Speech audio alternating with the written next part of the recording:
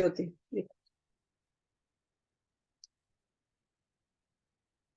Good morning and namaste to all of you. So let's start our Gita class, Sunday's Gita class. Om Sahna Bhavatu, Sahna Bhunaktu, Sahviryam Karvavai, Tejasvi Navadhitamastu, Ma Vidvishavahe. Om Shanti Shanti Shanti.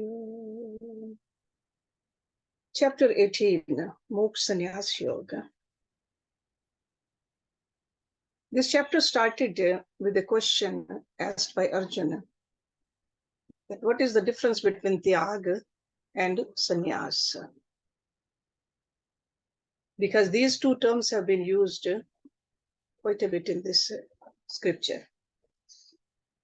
So after defining what Tyaga is, he is telling Arjuna that the Tyaga can be Tamsik also. It can be Rajsik and it can be Satvik. So we ended our last week's class with the definition of a Tamsik Tyaga. He says, the renunciation of obligatory actions is not proper. The abandonment of the same from delusion is declared to be tamsik. So when we don't want to perform our duties, that is the lowest kind of a tyaga.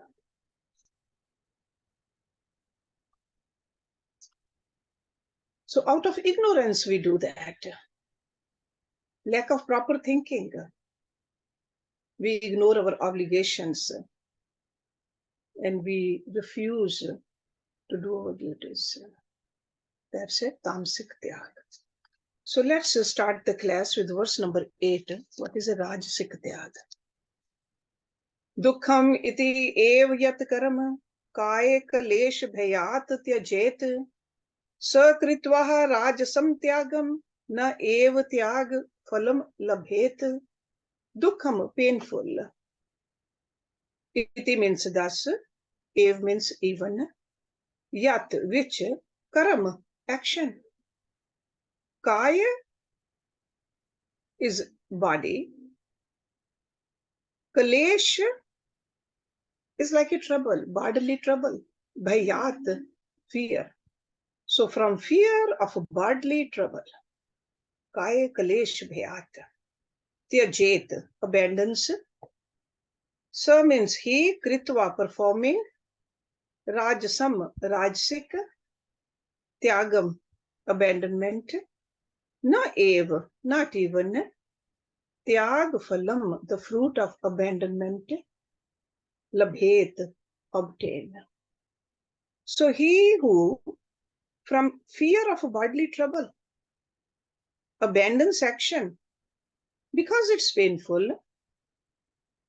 thus performing a rajasic abandonment, obtains not the fruit of abandonment.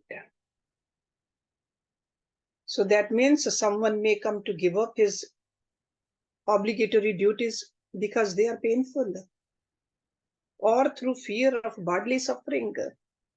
I don't want to go through hardship.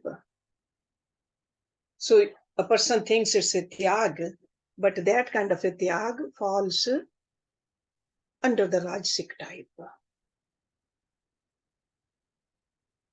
This clearly shows that a person of action and passion will readily undertake to act and fulfill his duties if they are not painful or if they are not too fatiguing. In fact, when you look at Bhagavad Gita, Arjuna himself was hesitating to fight the battle,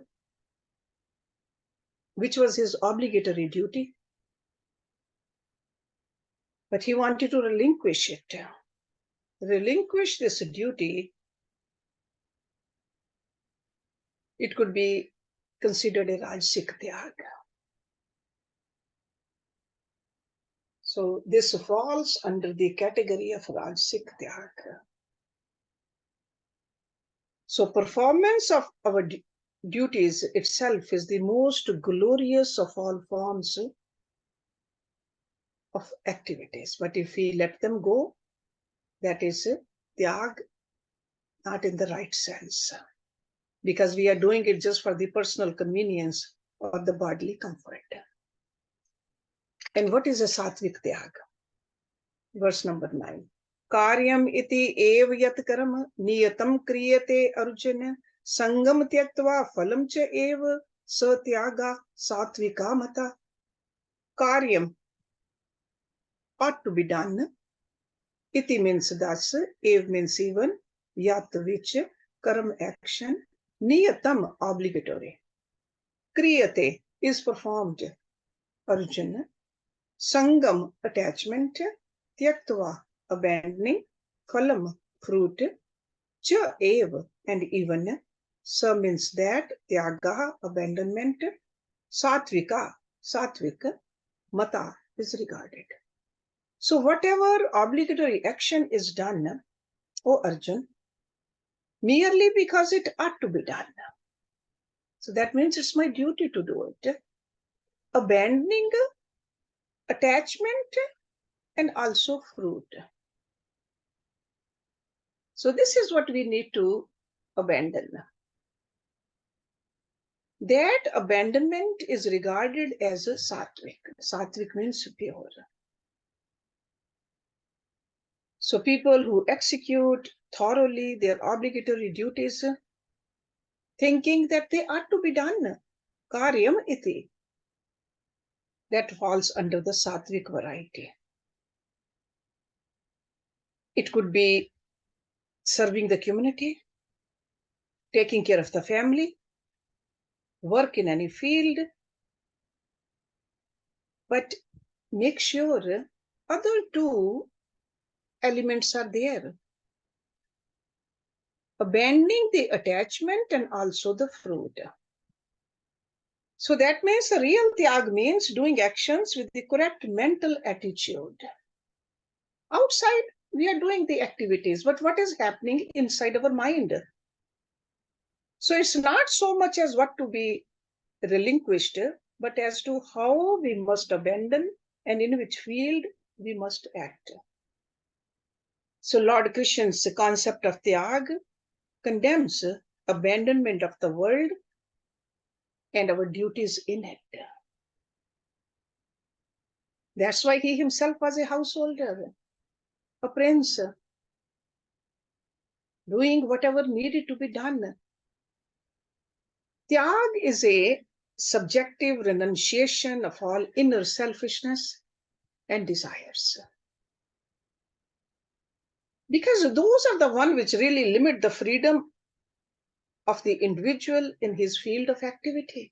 Selfishness, desires.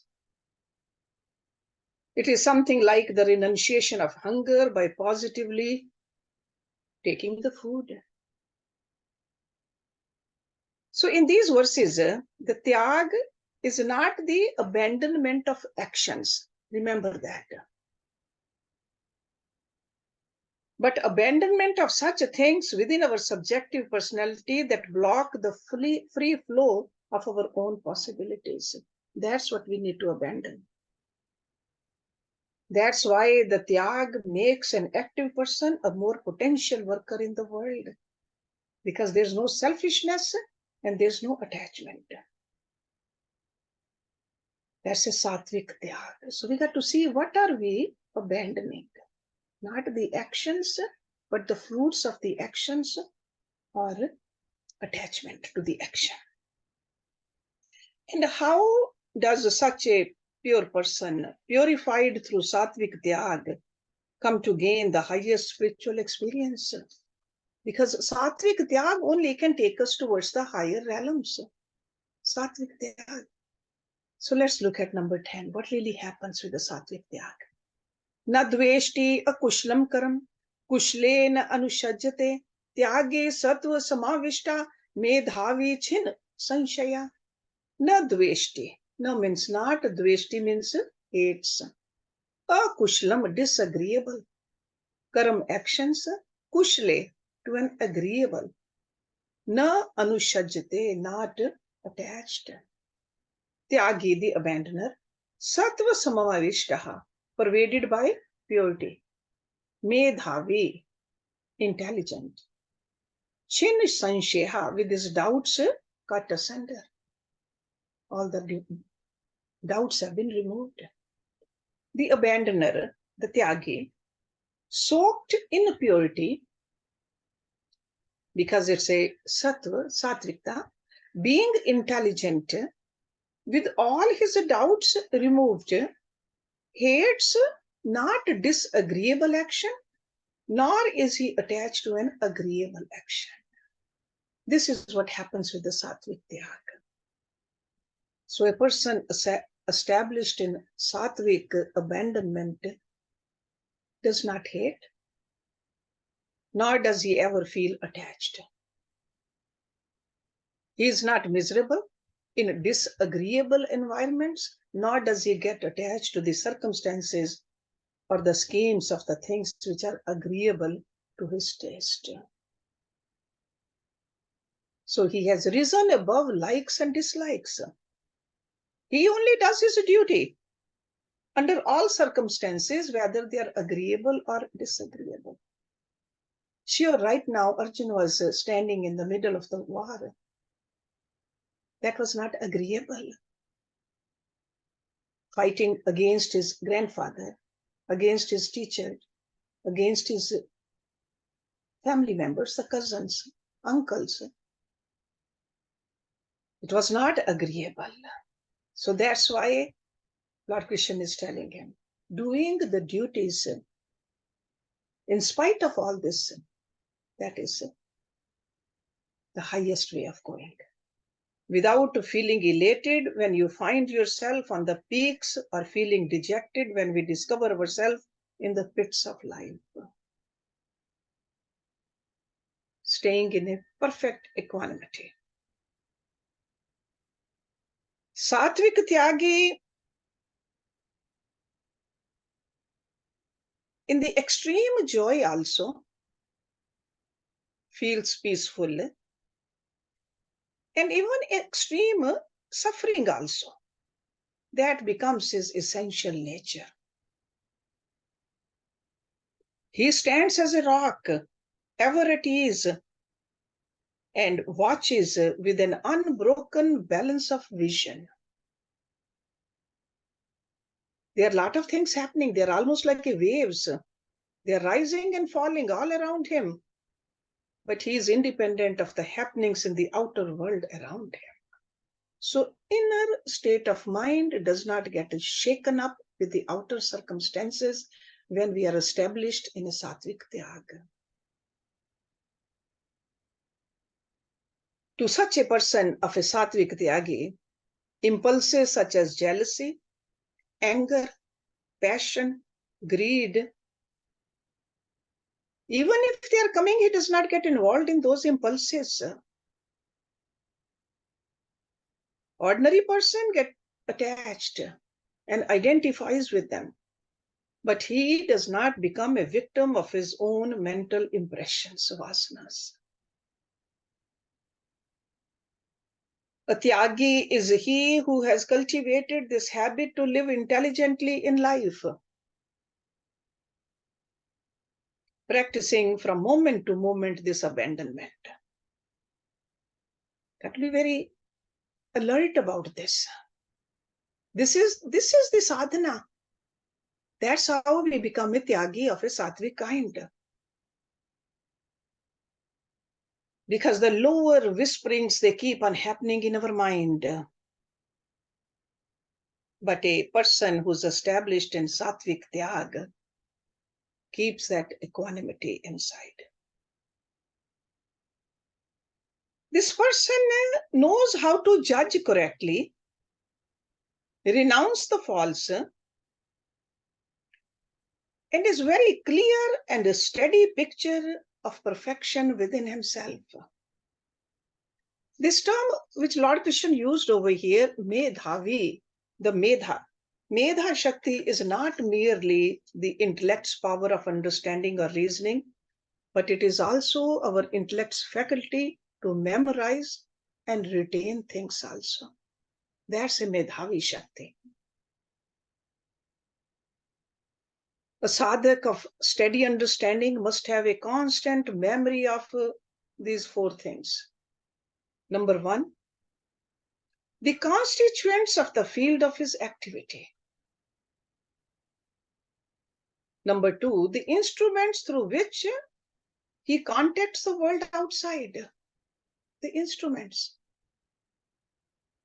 His own essential infinity or infinite divine nature, the Atma. He does not forget it. And his exact relationship with the world of objects when he is contacting it through the senses. When we can remember all this, that is called a Medhavi person. A man of a firm understanding, Medhavi. That's why Lord Krishna is indicating that a man of Satvik Tyag is one whose doubts have been removed.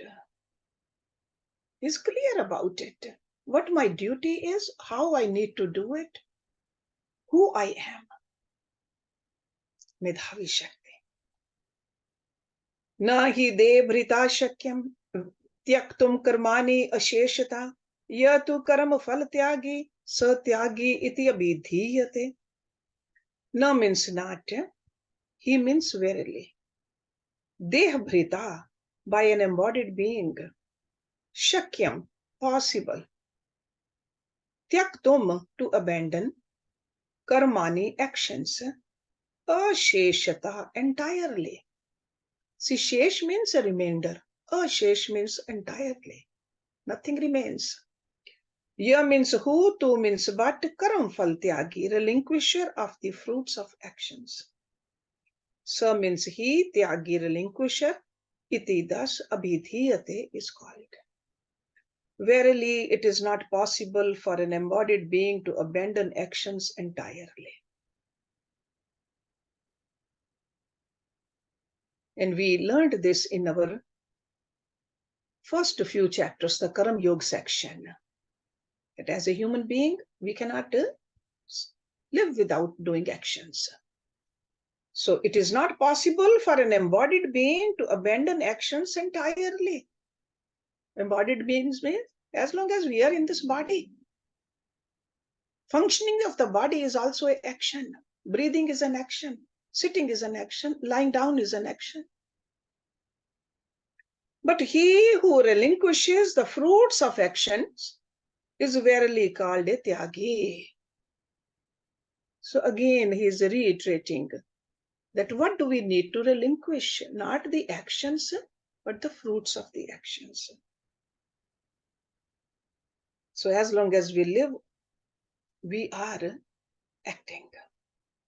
Only choice left to us is to direct and discipline our actions in such a way as to bring a harmony into our inner life and dynamic rhythm into our outer duties. That's what we need to do. So if the tyag of the Rajas Sattvic type is not possible for all of us due to our attachment to the world outside, certainly we can practice the abandonment of at least our clinging attachments and anxieties for the fruits of our actions. A person who abandons the thirst to enjoy the fruits of his actions is called a tyagi. Tyagi in the real sense. So if he's telling us to become a sattvic tyagi, there got to be some benefit of it. Otherwise, why would we let it? Why would he ask us to go through this? Let's look at what benefit comes from a sattvic tyag. Verse number 12. Anishtam ishtam mishram cha trividham karmana phalam bhavati atyaginam pretye na tu sannyasi nam kvachit. Anishtam, evil or unwise. Ishtam, good or agreeable. Mishram, mixed. Cha means and, trividham, threefold, karmana of actions, phalam, fruit. Bhavati, accrues, patyaginam, to abandoners. Pretye, after death. Na tu, no means not, tu means but. Sanyasinam, to abandoners. Kochit, ever. The threefold fruits of actions, evil, good, and mixed, accrues after death, only to those who have no spirit of abandonment, never to total relinquisher, total tyagi. So the results of all our actions depend upon the quality of our actions. So good action will give us a good result, bad action, bad, and mixed will have a mixed result. So that's why he said 3 kinds of results. How can we get rid of all the results if we become a tyagi?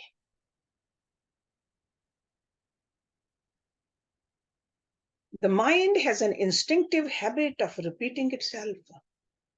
Future thoughts faithfully follow the footprints left by the past thoughts. So whatever we do now, we are carrying the impression with us even after life. Throughout Bhagavad Gita, he just keeps on telling us that life is not just only few decades. There's a circle of life. We were before, we will be after. With our karmas, we just keep on putting the impressions, the vasanas, and they go with us. So the actions in the world determine the thought tendencies of our mind. And these tendencies, which are called vasanas, condition the mental equipment and order our reactions to the things that are happening around us. So the fruit of action is not only its manifested result in the material world, but also the subtle changes it leaves in our thought personality. Okay, it's not just only physical at the gross level. There's a very subtle and the subtlest impression put into our mind also. The total reactions gained by the minds working in the world, according to Lord Krishna, fall under 3 distinct types. Positively bad, positively good, and the mixed type, the average. That's what anishtam, ishtam, and mishrama means over here.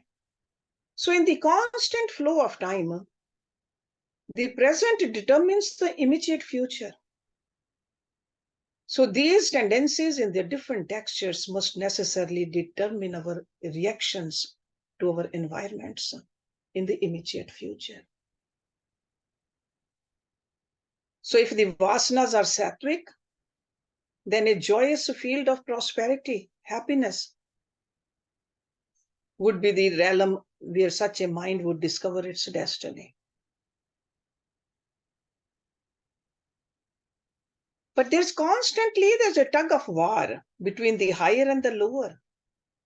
And the determining factor is the individual's own personality. But when we become a tyagi of this level, we are transcending all this and reaching above. That's why he said the threefold fruits of actions, evil, good, and mixed, accrues after death also only to those who have no spirit of abandonment, never to total relinquisher. So when we become to that level of a tyagi and ultimately become a sannyasi, we are slowly letting go all the impressions. So just to summarize, the difference between tyag and sannyas, because that was the question. So Lord Krishna is saying that for a man of renunciation, That means the sannyasi, there's no reaction either to actions done in the past or the actions undertaken by him in the present. Still, he's taking the actions, doing the actions, but no reaction. There's a very subtle difference between tyag and sannyas. Tyag is that capacity in us with which from moment to moment we withdraw ourselves from the impulses of our mind. So tyagi is still walking on this path. That's why moment to moment got to be very careful. Am I doing my duties without getting attached to the fruits or the actions itself? Got to watch that. While sannyas is the total renunciation of the entire tendencies, both good and bad, there's no crystallization on the ego at all now. So that means while walking on the path of Tyag, we reach the sannyas.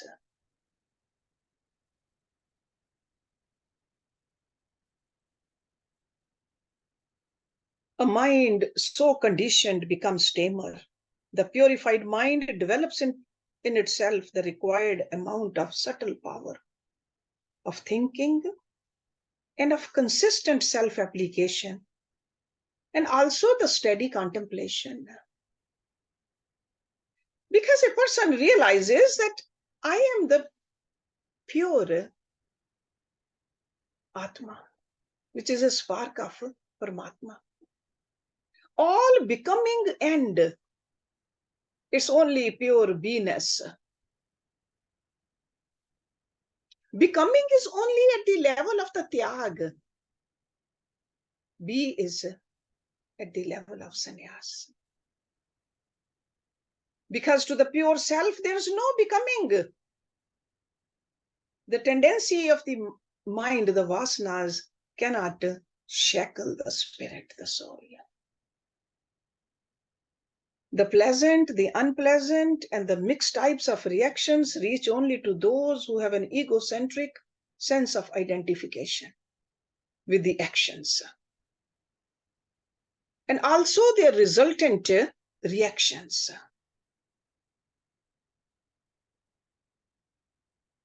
Those who abandon, that means those who are tyagis, both the sense of ego and the anxiety for the actions, results are not caught in the clutches of reactions.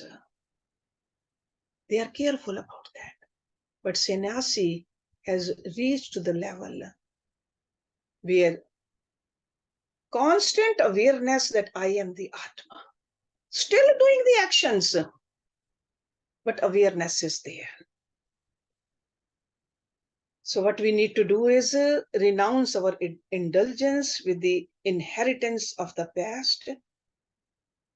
And we got to learn how to leave the anxieties for the future, to serve the world as a service to the Lord.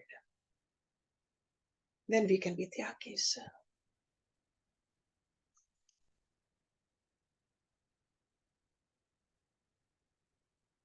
Now in the next few verses, because he keeps on telling throughout Bhagavad Gita, we have to act. We got to do our duties. We are in a karma yoni. So Lord Krishna is giving a deep analysis of the anatomy of action. He says, Panchetani Mahabaho, Karanani Nibodh me, Sankhye Krit Ante Proktani, Siddhye Sarva Karma Nama. Panch means 5. Etani, these, Mahabaho, O mighty armed. Karanani, causes. Nibodh means learn. Me means from me. Sankhya, in the Sankhya philosophy, Krit Ante, which is the end of all actions. Proktani, as declared. Siddhye, for the accomplishment. Sarv Karma Nam, of all actions. Lord Krishna is saying, learn from me, O mighty armed, these 5 causes for the accomplishment of all actions, as declared in the Sankhya system, which is the end of all actions. So what constitutes an action? That's what he's telling us. The external structure of action and the physiology of action, the inner inspiration, the motives and urges to work also. He's going to discuss this in the next section. So he is declaring that for the real accomplishment, fulfillment, or the achievement of an action, there are 5 aspects.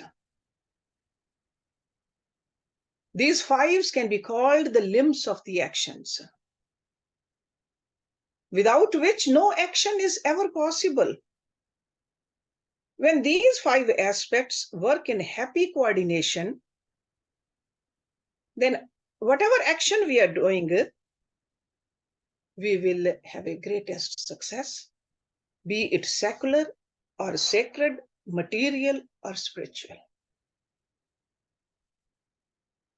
So enumeration of these 5, he is giving it to us in the next verse.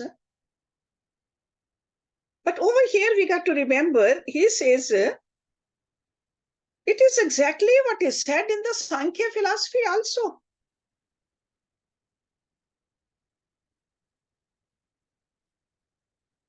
And what does it mean? The end of all actions. We have seen the subtle message which he is declaring for us, that all actions need to cease.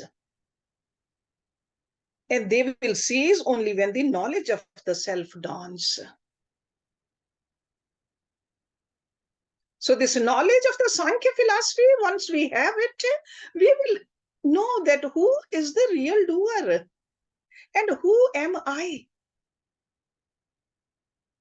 When we understand that we are the self, the soul who is not doing anything, then of course all actions end for us. Still we are doing the action, but we can be the watcher of the action. Because in ultimate, we are the watcher. So he's imparting to us this knowledge, which is the end of action. How do we end our action? Because otherwise we are attached to the good actions, the bad actions, the mixed actions. How are we going to end this? And the Sankhya philosophy is based upon a system of analytical rationality. It really develops knowledge of the self through an analysis of the elements within the body and in the world also. It's a deep analysis. So let's look at the 5 factors which constitute parts in our actions. Verse number 14. Adhishtanam tatha karta karnam Adhishtanam tatha karta karnam cha prithak vidam vividha cha prithak cheshta devam cha eva atra panchamam. Adhishtanam, the seat, the place. Tatha means also. Karta, the doer. Karnam. Cha means and. See, Karan over here in this body is like a senses, the sense organs of perception is Karnam. Prithak vidham, various kinds. Vividha, many. Cha means and. Prithak, distinct or different. Cheshta, effort. Devam, the divine providence, the presiding deity. Cha means and, ev means even, atra here, panchamam, the 5th. The place, the doer, the various kinds of organs of perception or the instruments, the different functions of various organs of actions, or the effort, you can call it, cheshta, and also the presiding deity, the fifth. So the place, the agent, the means, the effort, and the circumstances. So adhishthanam is the place, karta is the agent, karan is the means, cheshta is the effort, devam is the presiding deity or circumstances. So Lord Krishna is enumerating 5 component parts that go into the constitution of any action. In the next verse, he'll tell us whether there's a success or a failure. All the actions, they have these 5 parts to it. Whenever we do something, we need a place. So whether we want to understand it in our body, what is happening, because it can be understood that too. Adhishthanam could be the gross body. Karta could be the doer. I am doing it. Karnam could be the sense organs. Cheshta is the organs of the actions, because effort is put through the organs of actions. And fifth one, devam, that it could be our destiny. Destiny.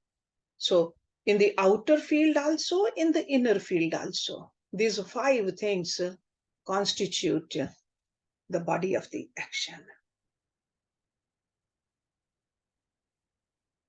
I always like to give the example which I heard from my own Gurudev Ji to understand this verse.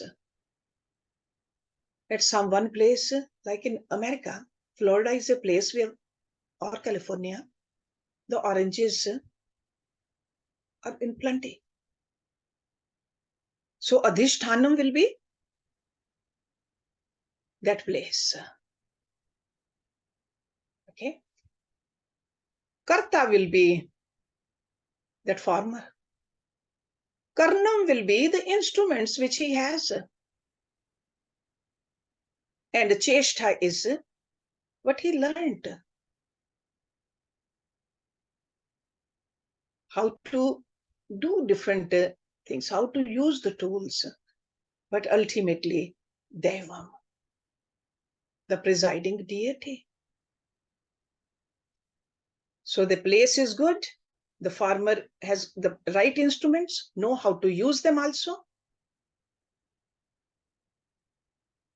The crop is beautiful. But right before he was supposed to harvest the crop, there's a hurricane. The whole crop is gone. That is Devam. Devam. So these are the 5 factors in the success or the failure of any action. And we can understand it with the help of this example into a lot of other areas of our life. Constantly we are working. Are we doing our part or not? Because in the next verse, he's going to tell us through the body we do the actions. Through the mouth, when we speak, we are doing the actions. Through the mind also, we are doing the action. Sharir, Vang, Manobhi. Or you can say Kayik, Vachik, and Mansik. Constantly we are doing these actions. So how are we doing it? Or do we want to take the whole credit when the credit belongs only part of it to us? Sometimes when there's a success, we like to take the whole credit. When it's a failure, we want to blame somebody else, or we don't even mind blaming God. God's part is only 1/5. Devam. So that's why I said this. These verses, if we just try to understand them deeply, while we are in this body, in this karma yoni, we can understand much better. Take the responsibility where it need to take. Improve where we need to improve. do our duties without getting attached to the fruits, or even without getting attached to the action itself. Sometimes we get attached to the action too, and that becomes a burden on our mind too. No attachment to the action or to the fruit. This is what he's telling us. So we'll start from this verse, verse number 14 again. This is a very deep verse. I want you to think about it, just reflect upon it, and we can discuss it next week also. So let's stop the class here. Om Purnamada Purnamidam Purnat Purnamudachyate Purnasya Purnamadaya Purnameva Visheshyate. Om Shanti Shanti Shanti Om. Thank you very much for coming.